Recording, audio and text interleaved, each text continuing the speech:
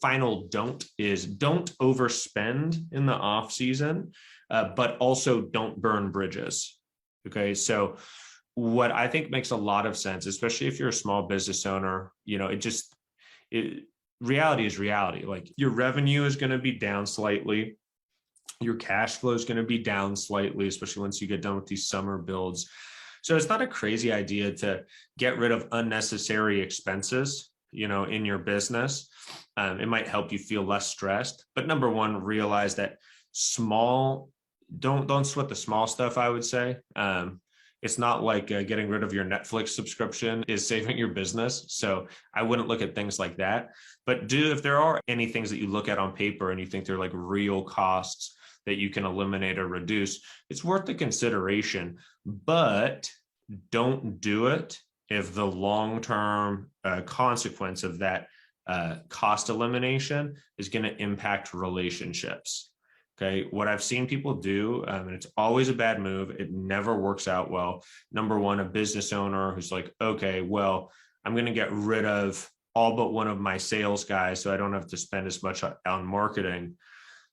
That's their decision. But then if they get surprised in the spring when they call those other salespeople back that they fired, and those salespeople have no interest in coming back because they got burned.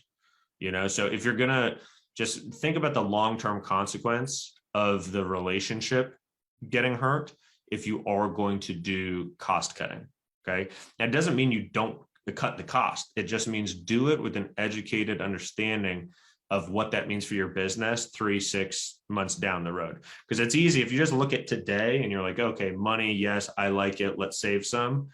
It's simple math, right? You can make that decision easily, but a lot of times it comes at a more painful long-term consequence. This can be true with your vendors as well.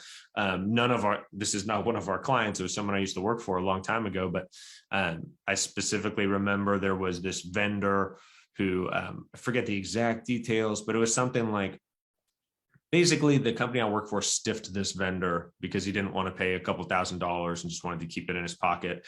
And this vendor was a smaller guy, at least at the time. And, I don't really know if he tried to take him to court or anything like that, but the pool builder was a dick, didn't pay him to save some money, used some excuse that like the work wasn't done well. Maybe it was, maybe it wasn't, I don't know.